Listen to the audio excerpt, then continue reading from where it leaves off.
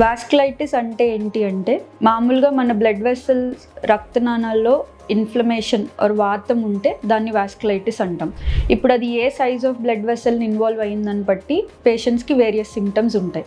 అది పెద్ద blood vessels అవ్వచ్చు, స్మాల్ సైజ్ బ్లడ్ వెసల్స్ అవ్వచ్చు, లేదా మధ్యస్థం బ్లడ్ వెసల్స్లో అయినా వాతం ఉండొచ్చు.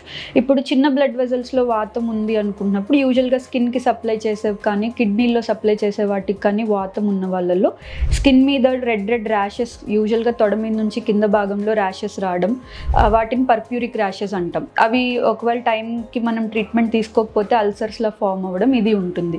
మధ్యస్థం బ్లడ్ వెసల్స్ ఇన్వాల్వ్ అయిన వాళ్ళల్లో మనకి పాదాల్లో యాంకిల్ చుట్టూతో అల్సర్స్ రావడము, లేదా various areas of the thigh లెగ్లో అల్సర్స్ రావడం అనేది ఉంటుంది. అదే మనకి పెద్ద సైజ్ బ్లడ్ వెసల్స్లో ఏమన్నా ప్రాబ్లం ఉంటే అది కంప్లీట్లీ డిఫరెంట్ సిమ్టమ్స్తో ప్రజెంట్ అవుతారు. బీపీ ఒక సైడ్ రికార్డ్ అవ్వకపోవడము, ఒక సైడ్ పల్స్ తెలియకపోవడము, తల తిరగడము, కళ్ళు తిరిగి పడిపోవడము, ఒక చేత్తో ఎక్కువ పని చేస్తే కొంతసేపటికి రెస్ట్ ఇస్తే కానీ మళ్ళీ పని చేయలేకపోవడము, ఇలాంటి ప్రాబ్లమ్స్ వస్తాయి. సో ఏదైనా ఏరియాకి బ్లడ్ సప్లై తగ్గితే దానివల్ల వచ్చే సిమ్టమ్స్ ఈ వాస్కులైటిస్ అనే ప్రాబ్లంలో ఉంటుంది.